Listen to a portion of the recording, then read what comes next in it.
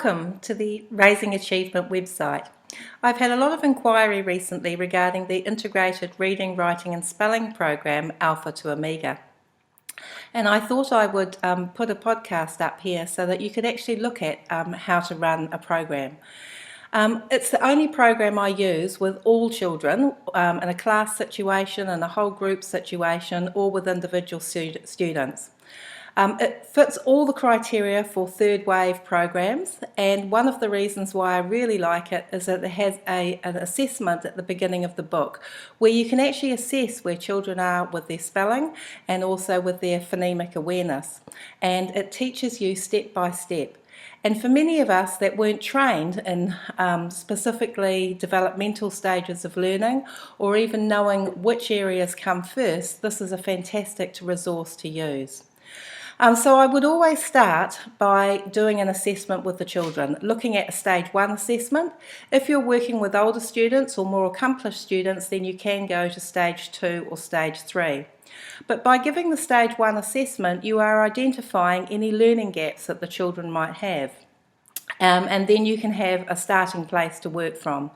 When you identify gaps, you actually start at the first point, you teach that point, and then you actually move on from there.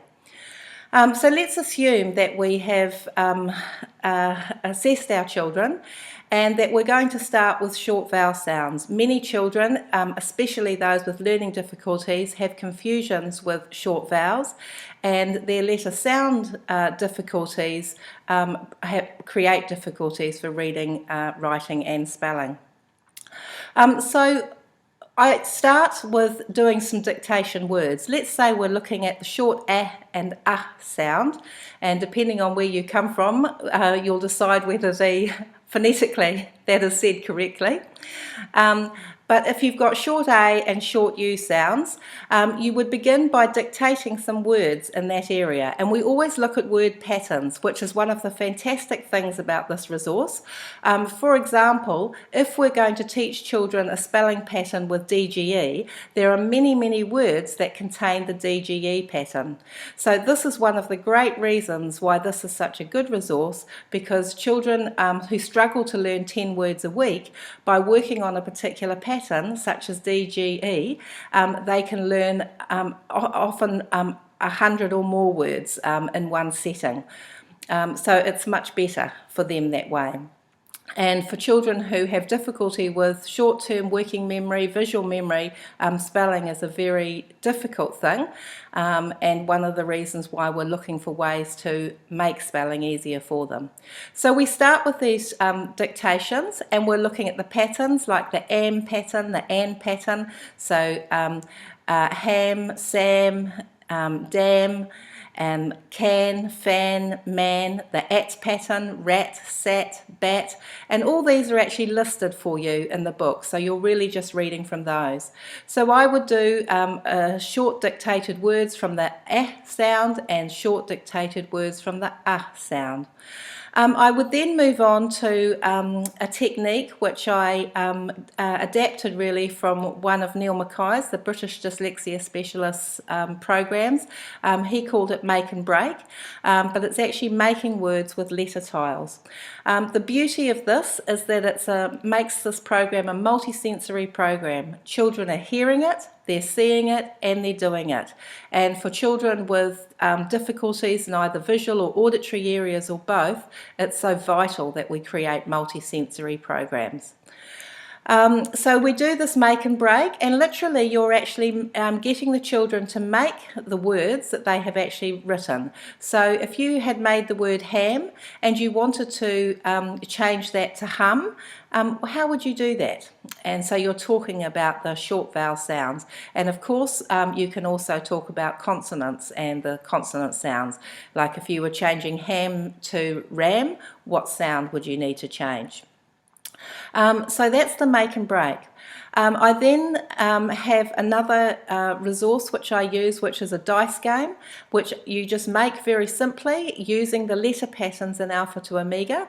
And if we were working with short vowel sounds, we would actually have dice with the consonants on and dice with the vowel sounds on. The children can play the game in pairs, or they can play it with another adult, and you actually throw the dice, and all the dice at once, and you've got to make as many words as you can with the letters that are thrown.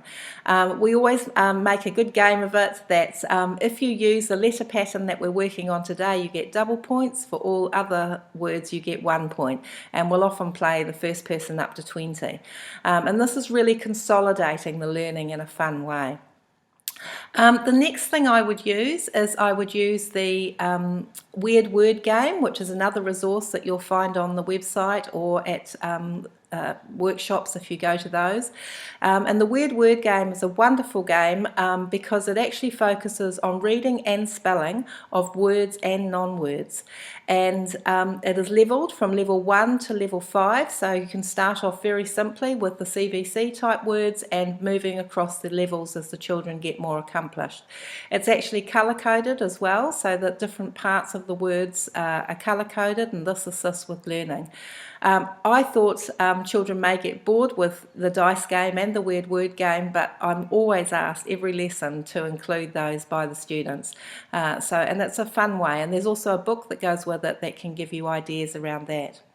At this point, I would then bring in any of the resources that you have in the classroom that involve letter sound patterns. Sometimes the smart kids games that are available are very useful. I sometimes do, for young children, an auditory game where I put the letter sounds on the floor, o, and a, and I'll call out a word and the child actually has to run to the sound. So all those games are fun, and any resources you have at that point that you can bring in. Now, I would always finish the lesson with a dictation, and the dictation is recognised in this field of education as the lost art, and it really teaches and consolidates all the learning. The dictation sentences that are appropriate at each stage are actually there for you in the Alpha to Omega book, so you're merely reading the sentences, and this consolidates the children's learning. So the session is actually about a 20-25 minute session that is multisensory, it's structured, it's sequential, and it really focuses on the identified weakness and moving children on to the next stage. Now, I've had a number of people who've said to me, how do I use this in a class situation?